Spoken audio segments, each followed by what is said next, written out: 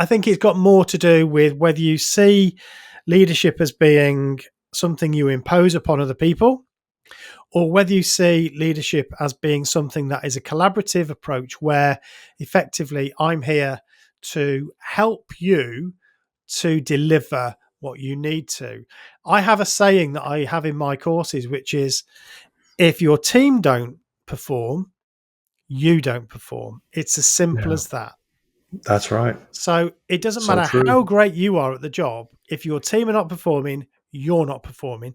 Therefore, your job is to do everything you can to facilitate your team's performance. So whatever that is, that's what you've got to do because that's what you're there for. All right. Hello, welcome to Challenging Leadership. My name is Stephen. I'm an organisational psychologist, leadership and management trainer and coach. And with me, as always, is my friend from across the pond, Jared. Introduce yourself, Jared. Hey, Stephen. Good morning. Yeah, I'm happy to be here. I'm excited to talk about an interesting topic that we came up with recently. Absolutely. And it's a while since we've been together. We kind of, we've been a bit irregular in our Yeah. meetings.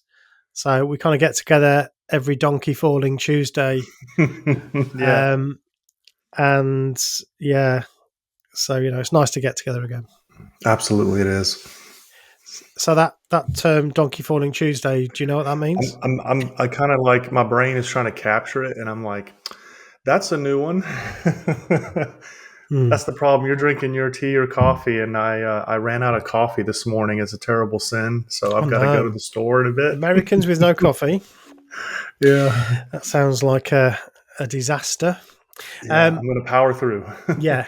Okay, cool. Yeah. So every Donkey Falling Tuesday is a saying that my dad used to say to us when we were kids, and it basically means, the other idiom, I suppose, is every blue moon, or Mm, it basically means very rarely. So how often do you do this thing? Oh, I don't know, every Donkey Falling Tuesday. Um, so that's something we grew up with, as knowing what that phrase meant. I actually did type it into Chat GPT earlier to see whether it knew it, and I'm pleased to say it didn't. So I yeah. taught Chat GPT something today. All right. So yeah, so that kind of brings us, I suppose, obliquely onto our topic today. So do you want to introduce it, Jared? Sure. This came up with something that I just recently got back from a business trip to Germany, and I meet with people from all over the world. And it made me think about there's these cultural differences in leadership, and you really see it not just within your own country or your own circle, but just globally. Hmm. And I kind of want to hit on why sometimes I think we try to homogenize things and don't realize that there are so many strengths and great benefits to be found when you embrace cultural differences. So yeah, Okay. that's kind of what we're going to challenge today. Um, is there a fight to try to standardize leadership? We have a lot of Okay. global presence, and Hmm. people want to say we should do everything the same. And I want to push back and say, well, what can we do to see that there are strengths in every culture, every background, and how can we leverage those to get the Okay. most out of leadership? Okay, that's interesting. So there's some questions there around, yeah, do we want to suppress sort of local cultural differences for a standard corporate culture? Yeah. Do we want to do that? Also, I suppose something I'd like to sort of get into a little bit is some of the challenges Hmm. when you're working in a sort of multicultural setting, which a lot of us do. So Absolutely. there's some challenges there maybe that could be quite interesting to discuss. So, okay, Yeah. great. Where do you want to start then, seeing as it's your topic, Jared?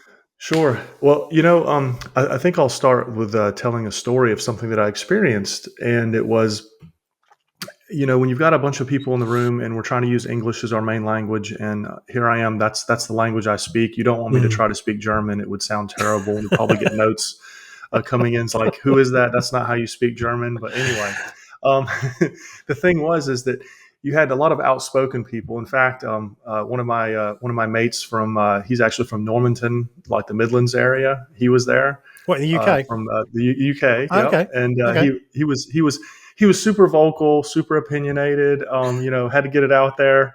And there's a point to this is that there were several of us that were like that. And then there was a lot of reserved and quiet individuals. We had folks from China, Vietnam, Thailand, Singapore, um, and India, and it was just like they're not saying anything, and it was like the instructors. It was like pulling teeth, and then they decided to do a special team activity one evening, karaoke. My favorite, not really, but so all of the outspoken ones like myself and my friend from the UK and others, we kind of just slinked off into the shadows, and then everybody from everybody from China and Vietnam and Thailand, I mean, they were really having at it, and they were doing an amazing job, and it made me go, okay, so why is that? And I had to do a little bit of research, and I found it's like, we all have our own way of doing things, and there has to be some type of connection with some people. Some people approach leadership in a very business way, whereas there's a lot of cultures that approach it from a very it's a relationship thing, and there Mm. has to be that comfort level there, and it's relational. So you've got those that are like, you might say maybe the U.S. UK were bold, were decisive. Maybe there's some collaboration there, and then you get into other countries, and it's more about building relationships, or it's hierarchical. Mm. There's so many different things. I guess you can go everywhere, and I try not to say, well, everybody from this country is this way, because that's Yeah, also not true. yeah, yeah, yeah. But you and I have a unique situation where I think that there's a lot of individuals in your country and my country as well that aren't like, they weren't born in our country, and so they're bringing their culture, their ideas in, and so we face those challenges when we're training, leading, to understand how people think, how they operate. But the big point that I want to challenge when we're discussing is global consistency actually a myth, and should it be? And is I guess I use a quote: if you try to standardize leadership, it's like writing a symphony with one note, and I don't Mm. think anybody would want to hear that. Yeah, that's interesting. I think I recognise a lot of what you're saying there.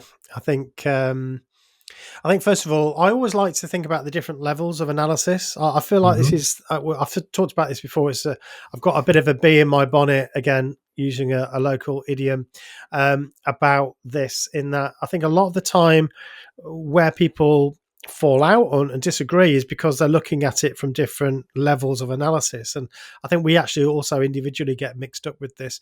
So yeah. On a high level, very high level, you might say, yeah, there's certain cultural differences and certain ways of behaving that are, you might describe as more likely coming from, let's say, I don't know, a Southeast Asian Hmm. team, or a European team, or an American team, an Australian team. So on that level of analysis, you might say, look out for these sorts of things. For instance, individualism is a sense that, I want to make my own decisions, self determination, those sorts of things, which I'm very keen on to help Hmm. encourage in my teams and with my learners. That's it's very strong generally culturally in American and British people. We Hmm. share that culture. I think probably American culture is even more individualistic than British culture, actually. Yeah, fair Um, point. but I think we share that quite a bit, and in fact, in some of the research, that is what is suggested. Whereas in other cultures, for instance, I want to talk about a particular region of India at some point Hmm. later, which I've worked with a large community working in the UK, and you notice certain tendencies there to sort of just do what they're told, if you like, without questioning, Hmm. without sort of asking Hmm. questions. Um, so on a high level, you can make those statements, but I think where we have to be careful, you've alluded to this, is when you get down to the individual. Hmm. I'm talking to somebody from the UK, I'm talking to somebody from Germany, from India. I cannot assume that just because they come from that region that they're going to behave in X or Y way. And that's the confusion, isn't it? So on a local Yeah. level, on an individual level, Yeah. we have to basically just take people as we find them, Hmm. whilst acknowledging that there might be some traits that they share with others. But on a business level, they're the the specific traits seem to be more predictable, if that makes Hmm. sense. Absolutely, it does. It does. Yeah, I just think it was super beneficial.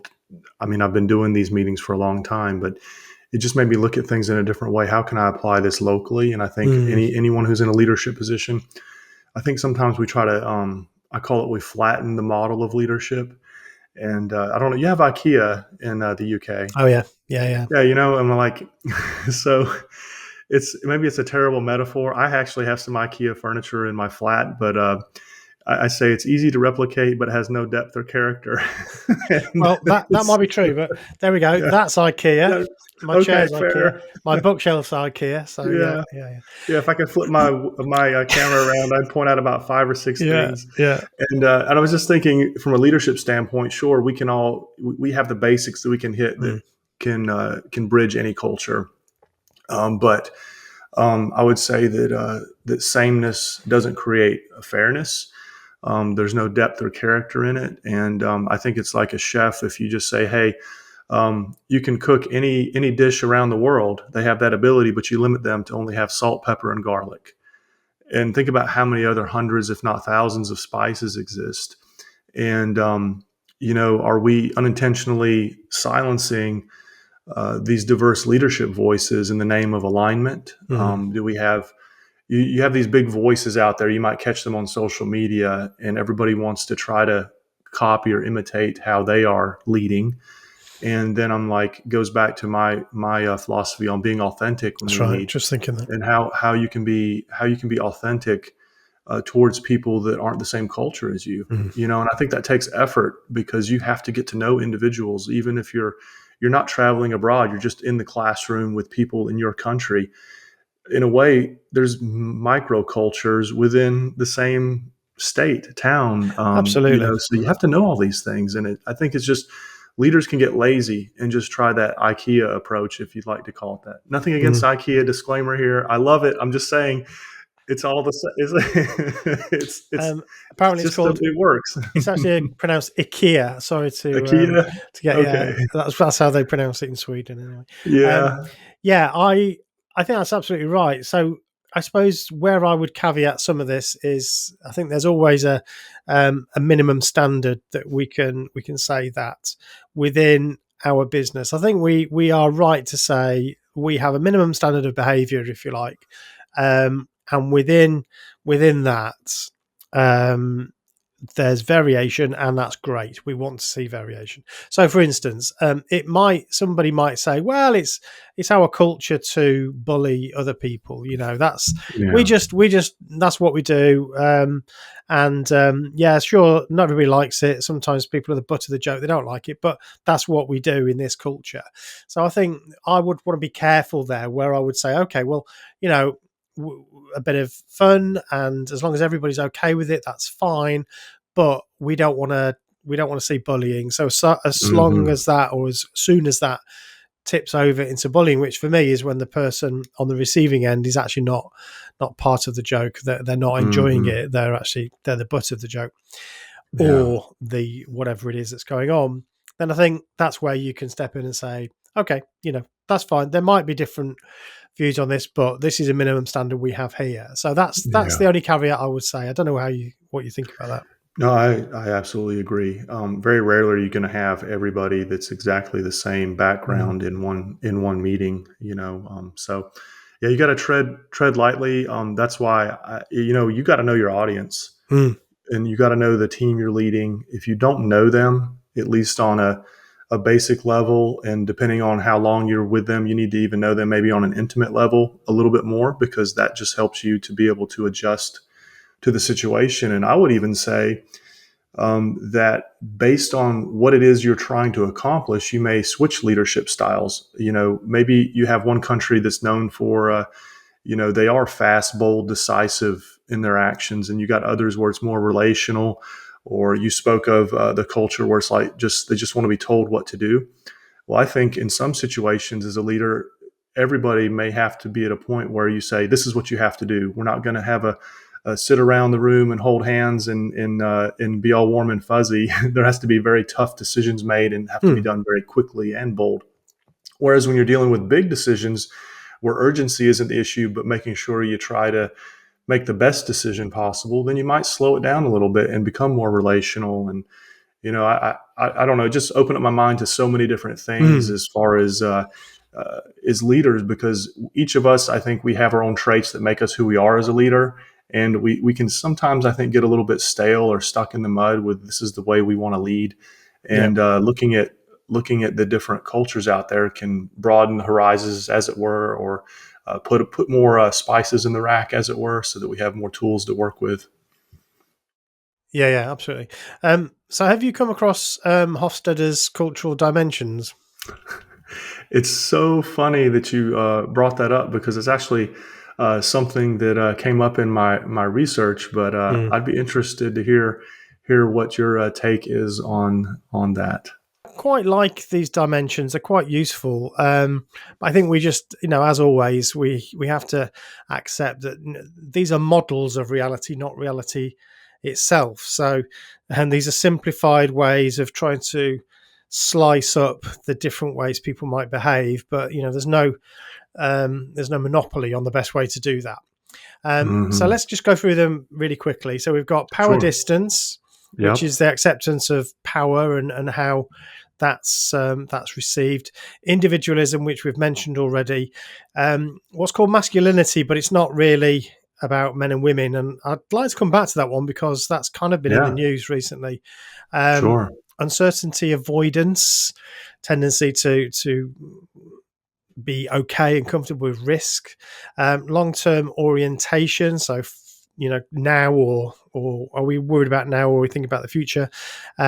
And indulgence, which is around gratification, self-gratification, and those sorts of things. So those are the dimensions, and I think as a start, they're quite useful. I think we have to be careful though that we could, like you said already, we could easily slip into stereotypes. Hmm. Like the Germans, we always say, oh, the Germans are always efficient. That's the Yeah. Germans are efficient. And even in sports commentary, their football team, very efficient. It's kind of this trope that we have that all Germans are Yeah. efficient. Yeah. And of course, that's a stereotype. Um, I don't know. All French people are romantic and, cheating on their partners. That's Yeah. another Yeah. stereotype about French. Yeah. That's Uh, right. That's right. so I try not to do that. But I think in terms of this sort of framework, it is Hmm. quite interesting. I mean, I suppose the one I might as well bring up now, which is this. I suppose. How would I? I suppose I'd put it around the power Hmm. differential thing. So I Hmm. worked. This is going back now, sort of 7 or 8 years. I worked at a place at a factory on a specific project down in Devizes, which is a small sort of town near Swindon, which is a bigger town in the UK. And they have a lot of Goan Indian people there. So Goa is a region in India on the western coast, which has a very specific culture. I don't know whether you've ever come across Goa. Um, No. Amazing food, by the way. Yeah. Goan curry is like Oh. one of the most amazing things. Mm. Um, I do love good curry. but they have a very specific cultural heritage. They the Portuguese had that area as a colony for many years. So a lot of the towns and cities and even part of the language, they might mix it with Portuguese. There's a lot of Portuguese language in there. Mm. Mm. They have a very traditional sort of, or had a traditional lifestyle, and so for various reasons actually, partly to do with I think it was Idi Amin during the 19. I'm getting my history now. I'm stretching my history, but around the 1970s, Uganda, a nation in Africa, basically Hmm. got rid of all their immigrants, particularly from Asia. So there was a lot of Indian Ugandans. So they'd gone from India, many years ago, and they worked in Africa, partly as workforce through the British Empire, the Portuguese, the French, and so on. And they ended up, people of Indian descent lived in Africa for generations. Idi Amin, a dictator in Africa, came to power and basically Hmm. just kicked them all out. Got to leave. Yeah. So Yeah. a lot of those people, some of them came to the UK. Some of them had British passports, so could settle in the UK, and so they became quite a big community, and of course they multi generations later. So quite a few of those settled in Swindon, south of the UK, and so there's a kind of big Goan community in Swindon, and so that was where a lot of the workforce came from. And Hmm. again, before I came, the a bit of briefing before I went on the project. The project was actually about material waste. So they were throwing away a lot of waste materials. Well, a lot of good materials, but they were Hmm. producing badly and were throwing away a lot of raw materials which were expensive. And I was kind of warned. Look, this culture. They are absolutely lovely. They're lovely people, and they're very, very kind of. They want to just do what they're told. They kind of have this Hmm. very submissive type of culture, and that as soon as I heard that, I sort of get a bit worried because I feel like, oh, we have to be careful here. We don't just again stereotype and paint everybody with the Hmm. same brush. And what I Yeah. found when I actually worked with this team is that there was some of that, in that they were very eager to please. Um, a lot of this workforce were very eager to please. They were very compliant, and they'd nod their heads and say yes, and they would Mm. try to do the right thing or be seen to do the right thing, even to the extent that, um, so without getting into too much technical stuff, but one of the things that they needed to do was report on an hourly basis, on their waste figures. So this is material waste that is basically they're counting, and there's a tolerance. There's a high and a low end on the weights of what they were producing, and Mhm. they're supposed to keep within this tolerance, and they then write it down on a sheet every hour, and that gets recorded. And when I was doing this training with them, I asked them the question. I asked this guy the question. I said, if the weights say this thing here, which is over the weight that it should be, which do you write down? Do you write down the weight that it actually is, or do you Mm. write down the weight that it should be? And he quite openly said, "Oh, I'd write down the way that it should be." Mm. And for him, that was about being compliant. It was because that was what should be written in that box. Therefore, that's what I'm going Yeah. to write in that box because I'm doing what I'm told. And Yeah. I thought it was really interesting. Now, I would say that again, that you could call that a cultural thing, in that this group of people were very wanted to do the right thing, but perhaps were afraid of challenging. Um, but the younger members of the crew, so still the same general demographic, but younger.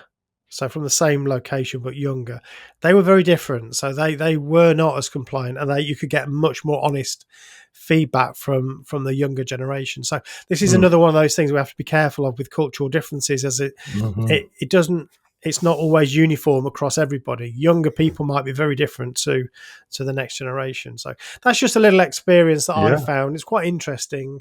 And so then the challenge was to convince the team that, look, honestly, you're not going to be in trouble if you write a different number down. We want to know. That's the purpose of writing this Mhm. information down. So please tell us. That's the whole point. Yeah. And that was quite an interesting insight, I thought. No, that is because you went beyond just the outward appearance, and Yeah, man, it isn't leadership challenging. I mean, you think about it, yeah, it's we get ourselves into so much trouble. I think when we want to think like we know the other side who we're mm, talking to, and the opposite of that. This is something that I found interesting is do people know us? Mm, And the reason that I bring that up is sometimes it's impossible to fit every possible point in a way that it would be accepted, especially when you have a very diverse group of people. But then what about, do they know you? And it made me think about one of my friends. He went to Brazil to teach a seminar. And I mean, he really thought he did a good job. He practiced and everything. And after the first day, he says, I feel like I was a total failure. Do you have any points? And I'm like, I don't know what to tell you. I was like, maybe talk to somebody in the audience over a beer or something. And that's usually a good thing to do. So, anyway, the guy, he basically, he said, they want to know you before they'll follow you. mm, And that stood out with me. It's like, if we're going to lead, I was like, do they know us? mm, Um, you, you know, there's a difference between being adaptable to how you teach other people or lead other people, but there should be a degree of consistency with you. Excuse me, so that they know who you are. mm, That they're not going to get blindsided by all of a sudden, where did that come from out of left field? And you know, even though I know in Brazil the tendency is a very friendly environment, but you can still take your approach or your style, and it can work anywhere if you lead in a way where people know you. And because, for instance, I went to an airport facility to do some training. This was in New York. You can imagine your stereotypical New Yorker doesn't want to have a chat on the side. They want you to give them the straight bare bones information, and that's what I had to do. mm, And then afterwards, they wanted to chat about, you know, the Yankees or something, you know. But it's taking the time to, I don't know, we can't be a chameleon, if that makes sense. mm. Like, you know, it's like we know what everybody else is, but we still have to stay true to how we are. Because if you blend leadership styles, um, you know, now nobody knows what you're trying to do. And I think maybe there's a difference. You should broaden your horizons. You need to be able to be flexible in your mindset, but you still need to have a path that you're taking that's consistent. So Yeah, I that, agree with that, and something I talk about on my course, on my Udemy mm, program that you can sign up to if you want, listeners. yeah, Um, but one of great the course. one of the things there I talk about is being predictable. You know, as a manager, as a Hmm. leader, are you predictable? And the thing is often we don't like the idea that we're predictable. You know, we like to be, I don't know, it's a bit more romantic to be you know, mercurial and all of that. But Hmm. actually, our team need us to be fairly predictable in that we have a set of standards and values that we stick to, and we're not going to constantly wildly shift from one to another. So that's really true. So we've got a slight paradox here. On the one hand, we're saying we need to be authentic, we need to be true to who we are, and we're predictable in the sense that we have values and we stick to those values, and sort of general behaviors. But on the other hand, we also want to be flexible and open to other people and their ways of doing things. And I don't think there's a contradiction there, but we just have to be aware that it's about ourselves being who we are, but being willing to accommodate and tolerate other people's ways within a framework that is acceptable. So there's quite a lot of Yep. caveats in here, but I think it's important to just be very precise about this. Um, we have some extremes that we're not going to accept. So we're not going to accept things like bullying. Um, Hmm. you know, we're not going to accept things like discrimination against others. You know, I'm not going to see misogyny in my team. I don't care whether you think that's part of your culture or not. It's not going to happen in my team. So that's where I draw a line there. So that's one thing. We have a sort of set of standards that we are willing Hmm. to stick to. Um, I have a way of behaving that I generally try to go to. I call it assertive cooperative behavior, which I think is a great go to place to be. But on that Hmm. basis, I'm still going to be adaptable. So sometimes Sure. I'm going to give very clear instructions. I need it done like this, and this. And maybe part of the reason for that is because I know this team or this individual likes it that way. Other times I might say, right, actually, I don't have very much um, very many opinions about how that should be done. Mm, I want mhm. you to make those decisions. And again, that might be affected by the team and the sort of cultural dimension there. So it is a complex Yeah. picture, as you say. But yeah, we It can is do it. very It's complex. Yeah, yeah, absolutely. My mind is wandering a minute on going back to the uh, the Hofstede's mm, cultural dimensions, yeah, and I was wanting to explore a little bit of that MAS, the masculinity yeah, versus femininity, mm, um, and thinking about how, what does that really mean? So we make sure we're not getting into something where people are going to be like, "Oh, that sounds really sexist," and we're like, yeah, "Nope, it's not talking about that. What is it talking about? And how yeah. do we relate that to what we're talking about?" Okay, so that this came into the news, I think. Well, into my awareness. Probably many people didn't sort of notice it, but a few months ago, we saw um, Mark Zuckerberg with his fancy chain on and his permed hair, um, telling us that the workplace had become too feminized, essentially.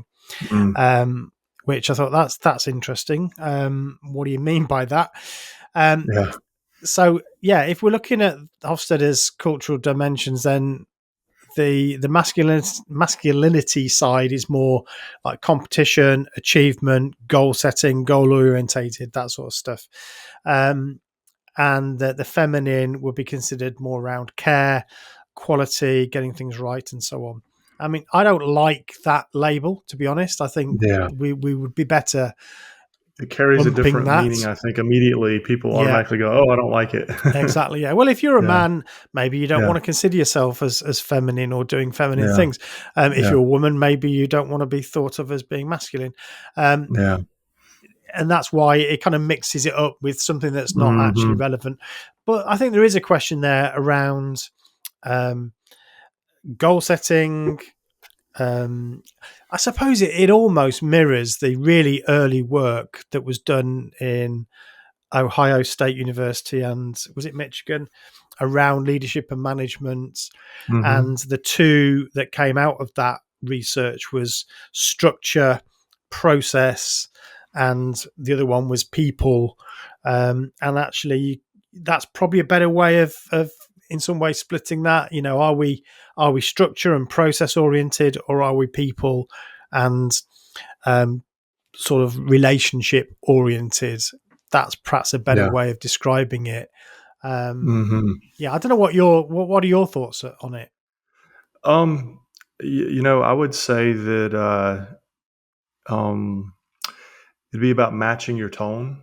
And what I mean by that is I feel like there's this performance push versus collaboration encouragement, Mm, and finding the right balance between the two. Because at the end of the day, one of our other episodes, we talked about efficiency mm, and and uh, and performance and results. And at the end of the day, isn't that what we're striving for as leaders? But um, you don't want to. I don't know. I feel like you can delve into the line of micromanaging if we don't appreciate that collaboration from those that you lead can bring even better results yeah, to the situation. And so there has to be a balance. And even though I know we don't necessarily like the terms in that, I think about how a man and a woman's opposite qualities can balance each other out and make for a great relationship.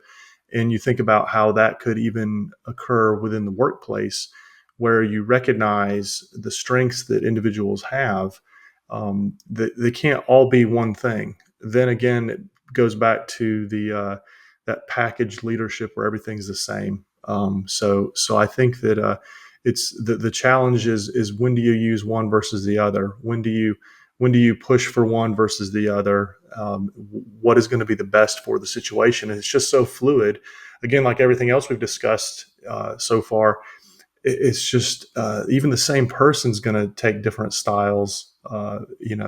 Just because they have one yeah. culture doesn't mean that fits all the time. So I suppose I can only talk about this from my own experience, but I feel like going back to a project that I might be doing, such as reducing the amount of material waste, Hmm. or improving the efficiency of a line, or a KPI like equipment effectiveness, or something like that.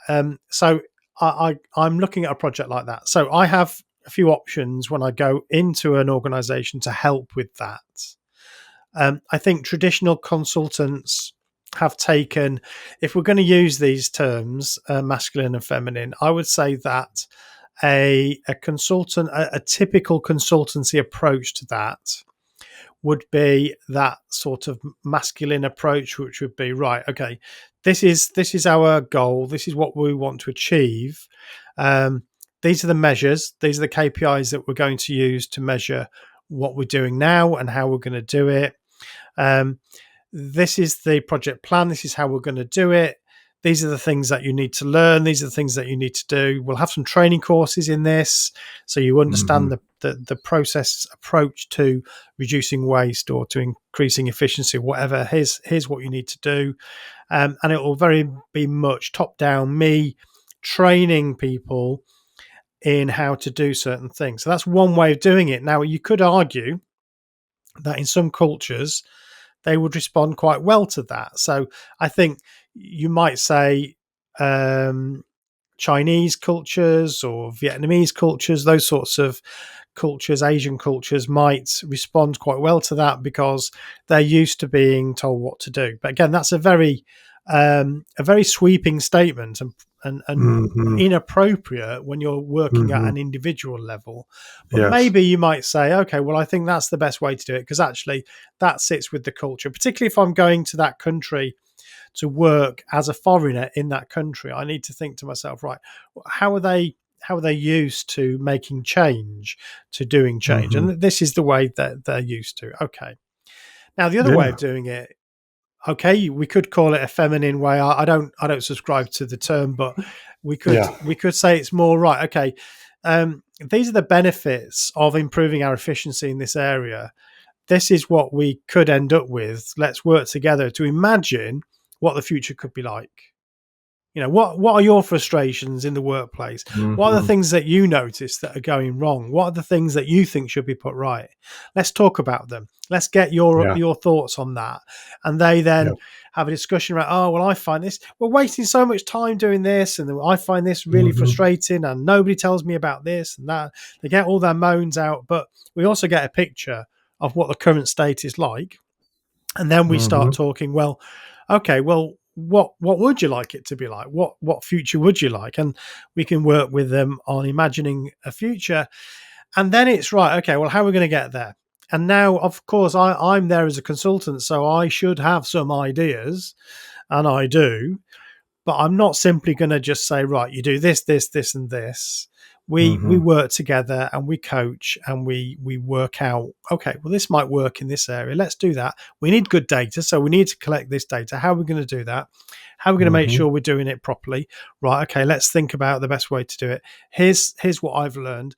So there's this interplay going on between us, and it becomes a more collaborative approach. Now, Hmm. you can call that masculine and feminine if you like, but I object to Yeah. that because I don't actually think it's got anything to do with gender. Um, No, it doesn't. I think it's got more to do with whether you see leadership as being something you impose upon other people, or whether you see leadership as being something that is a collaborative approach where effectively I'm here to help you to deliver what you need to. I have a saying that I have in my courses, which is, if your team don't perform, you don't perform. It's as simple Yeah. as that. That's right. So it doesn't So matter true. how great you are at the job. If your team are not performing, you're not performing. Therefore, your job is to do everything you can to facilitate your team's performance. So whatever that is, that's what you've got to do because that's what you're there for. So That's that's right. my approach. Now, so that there might be cultural differences. So if I was going to, let's say, China, which, okay, somebody might say, well, you have to realize, Stephen, that this is a society that they like to know exactly what, that they're used to this sort of top down approach. I might say, okay, well, I'll maybe modify my approach a little bit, but that Hmm. doesn't mean that I totally abandon my values around That's actually right. we want to get everybody on the same page together. Yeah. So this, Yeah. so that's where I think this balance comes in. hmm No, that's great. I was looking. I'm like, we've hashed it out pretty good. This is it's I just I hope at the end of this episode that people realize that it doesn't just have to be like, oh, it's someone from a different country. Yeah. The mental adaptability that we need to have goes not just through culture, but just different people, how they like to learn. But ultimately, I would say, if I was boiling it down, we have to, as leaders, we do have to challenge ourselves. We have to get uncomfortable, because even if we do have our way we want to do things, you can stay true to that, but also not be so rigid. It's important to ask more questions. The less talking we do and the more questions that we ask, we're really going to get into the mindset of others. And then, like I mentioned earlier, people need to know us and our style and who we are. And I'd say stay curious. I'll tell you, this is just Mm. a personal anecdote. I have loved traveling the world, because if you just stay in your own town, it just, I don't know, you're going to be dull no matter how exciting you think your town is, or whatever. It's like trying different foods, trying different cultures is just going to help you out so much, and can make you be a better leader. It's I love it. I'm just saying, it's like, everybody out listening, you should travel a lot. Yeah, no, I totally agree with that, and I think travel, yes, if you can, but also be open to the experiences that you can have on your doorstep. hmm As I said before, I work in manufacturing, and that is, it's multinational there. It's you have people from all over the world, and hmm actually, it's very, very easy to get to know them. All you have Yeah. to do is ask. I did some work. I actually helped produce a little book called, this is about multi-language situations, but I did some work with an organization called the Workforce Cohesion Alliance. This is going back, probably 15 years ago now. hmm But it was at a time when in the UK we were having quite a few challenges with the workforce who were, there were some stresses and tensions within workforces, particularly in food manufacturing. Um, we had a lot of Eastern Europeans on agency staff, so they were literally temporary workers, and that can be quite challenging for an organisation to manage that. It's lots of different cultures, lots of different languages, and so there was a few challenges. And this came after we'd had some riots in the UK going back sort of 20 years ago, and there was some work done by a professor called Ted Cantle around how these communities were leading parallel lives. hmm And the idea of this workforce cohesion was to say, let's avoid that in the workplace. So actually, how do we integrate each other in the workplace? Because if you're not careful, you can see workplaces where all this group sit together and work together, and all that group sit together and work together, and they never kind of interact. They lead these parallel work lives, and we wanted to change that. Actually, how can we alter that? And the big thing that you will like, Jared, because you bring Mm. it up every episode, but the biggest thing was food. It was, Absolutely. get people to share their cuisine, because Yeah. we I don't know what you're like in your part of the States, but in the UK, we're so blessed to have so many different cuisines. hmm um, and Indian food is now an Indian dish is, I think, the most popular dish in the UK now. I know the stereotype is fish and chips, but actually, going out for curry or Indian Some good food, butter Chinese chicken and some food, naan, and absolutely beautiful. yeah, Yeah. you got me sold. But it's a great way to get to know each other. So yeah, we Yeah. found that was something. So part of the things we did was have like little things in the canteen, or maybe even outside of work, where people would make some food at home and they would bring it hmm in, or to the get together, Yeah. and they'd share some of that. It's a great way actually to break down some of those barriers. It is, and I couldn't help. I know I always talk about food. It's just who I am. But um, I was thinking about how could I tie this all together towards the end, Mm, and think about that we're trying to get everybody to agree sometimes, and I think we turn it into a melting pot. And I don't like that mm, statement because if you got a melting pot or you blend everything together, everything becomes the same almost. Like, sure, I know you got different taste and everything, but it looks the same. Everybody lost their identity. I think that what we should try to strive for is when we're leading people, we almost want to create like a mosaic. You think about there's different pieces. mm. Every piece has its own strength, different sizes, shapes, however you like to put it together. But what's held together is, I would say, two things. You've got trust and you've got purpose. Yeah. And when you can build trust with your team, they trust you, you trust them, and you have a similar purpose, because a purpose can incorporate everyone's strengths, and it can also help fortify other people's weaknesses. And Mm. that's where you get something done. But just blending it all together, I mean, that's what they do with vitamin shakes, just so you stay healthy, and you can't Yeah. blah. And we don't want a melting pot. I think we want to go for a mosaic when it comes to appreciating the culture. Yeah, totally. I like that, and I think that aligns with this idea of, okay, we've got variation, we've got different cultural ways of doing things, and we've got very granular variation in the individual. So we accept that as well. We understand that, um, but there's this central core around which people can cohere. So Hmm. that's the trick. I think that's the difficult bit. But as leaders, if we can do that, and yeah, purpose, values, direction, this is what we're really all about, then people can cohere around that, um, Hmm. at the same time as maintaining their uniqueness and individuality. So yeah, that's the challenge for us as leaders and managers, I think. Absolutely, it is. I enjoyed this. Okay, great. That Yeah, was good. So yeah, we need to get together a bit more regularly than every donkey falling Tuesday. that's Um, right. I'm going to use that term today in one of my classes and see what happens. I have no idea where it came from. As I said, I tried to look it Yeah, up, but I've not got any insights. I don't think my dad will know either. But yeah. We can it just is make what it it is. mean Say what we want it to mean. How about that? When somebody asks, just come exactly. up with a good explanation. So I used to say, when are we going to do that then, Dad? And you say, oh, every donkey falling Tuesday. So maybe it was just a way of fobbing us off, so we didn't ask any There more you go. questions. I don't know. All Fair. right. Well, thank you everybody for listening. Don't forget to do all the subscribey things and liking things, and let other people know about the podcast.